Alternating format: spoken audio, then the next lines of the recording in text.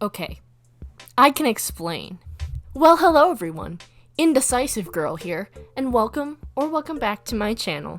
I hope you all are doing great. So, you might be thinking to yourself, didn't she just do an entrance to her island and now it's gone? Yes, I did just make one. However, I wanted to change. Again, I'm very indecisive. However, I wake up in the morning and I'm thinking, Citycore. I go to bed at night and I'm thinking, Citycore. So you know what? I'm really gonna go in on the Citycore aspect of my island. I think it's so beautiful and I just really want to do it. So today I'm doing a speed build of a Citycore entrance to my island.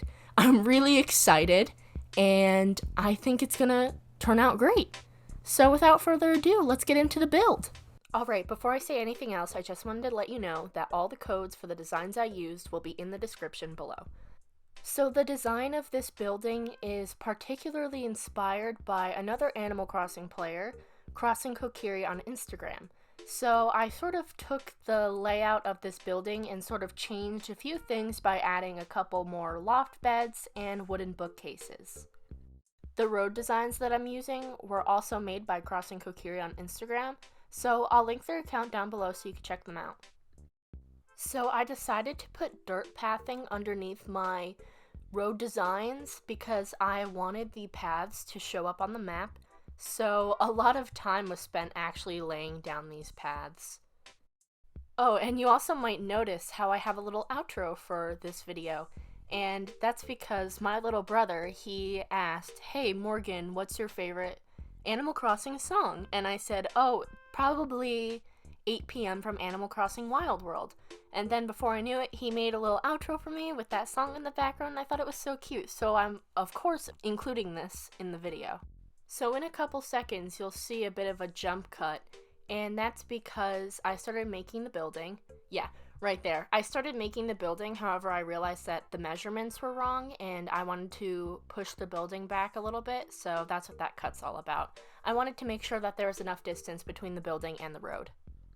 So the items that make up the most of this building are simple panels that have been customized, Karopi hallways, and stalls. One thing that's a little difficult, oh yeah, and loft beds. One thing that's a little difficult when it comes to working with simple panels is that you can't tell which design is on which until you actually place them. So throughout this video, you'll often see me, like this, shifting through different simple panels until I get the design that I want. I'm not the most organized builder, so I have trouble getting items that I need, so I'll have to shift through simple panels.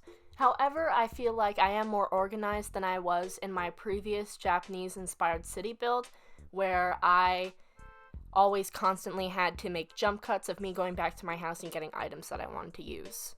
This time I thought ahead and dropped any items that I thought I would be using in this build right next to it, so that way I could easily grab some without having to go to my house, get stuff out of my storage, and make a bunch of jump cuts in the video. So one of my main priorities for this build was to make sure that you couldn't really see any cliffs, so I added as many items as possible to just give the building as much depth as possible. I also made sure to cover up every space on the roof, and that's because I don't want Wisp or Celeste spawning up here and then me not being able to talk to them. Plus, I also feel like that takes away from the immersion. Oh yeah, and I also want to let you know that I do have a smug villager on my island now. So, I got a campsite villager the other day, and turns out it was Julian. What is my luck? So, of course, I had him move in, and I kicked out Freckles. I didn't want to keep her permanently anyway, but now I don't have any peppy villagers on my island. But that's okay, I'll get some eventually. And there's a few villagers on my island that I'm not sure if I'm going to keep.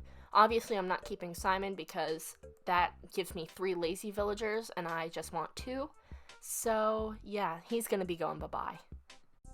My starting villagers on this island were Buck and Cat, and they're still on this island, and I'm sort of keeping them for sentimental value. However, I don't know if I'm going to keep them forever. There's other villagers that I would want more than them. I would really love Ursula. She's so cute. She's a sisterly villager, and I love her a lot. So maybe one day when I say goodbye to Cat, hopefully I'll get Ursula on my island because I think she's so cute. So the creating of this actual building probably took around an hour. I already had an idea for what it would look like, so it was quite easy for me to just start building. It's not like I was building this with no idea. I usually like to think about things, about what I'm going to be doing before I actually build them, so that way it's just more fluent and it looks nicer. I also decided to add more stalls in the back of the building just to give it a little bit more depth. These tree placements are basically a direct copy from Crossing Kokiri's Island. I just like the way it looks on the building, so I just put the trees there. Anyways, now it's finally time to add decorations around the building. I of course added a bit of fencing. I think it looks quite nice. And I also decided to expand the road a little bit more. That way, when I start doing other builds, I already have some road there and I won't have to make more. So I just thought ahead. I didn't really have to do this step, but I did it anyways. I'm really happy that I finally decided to really go in on Citycore because I've been visiting Citycore Islands all the time. And I think about it, I'm like, I think that's the coolest theme ever. I love it. And I'm finally doing it. I think I was really scared to commit to it because sometimes it's just not colorful. Sometimes it feels. However, I'm gonna add my own aspects to make it bright and fun and colorful. Even if there is a lot of gray tones and brown tones, I want to add lots of green, pink, blue, every color of the rainbow, you know? So you can see I'm adding some leaf piles, and I also added some Karopi lanterns. I think they're very cute, and the Karopi furniture is so good for Citycore, especially the hallways and the lanterns, especially if you're doing Japanese-inspired Citycore. So of course I added a bench and some utility poles. I also added a forsythia plant. Sorry, I couldn't speak. And I'll change that out with the seasons. I also added a campsite sign and flipped it over so it looks like a bulletin board. You could tell that I struggled a bit with the placement on there. And of course I added a fortune cookie cart. Sorry, I cannot speak today. And another utility pole. I also struggled on the placement of this. But yeah, that's essentially it. So let's get into the fun montage of what the build looks like.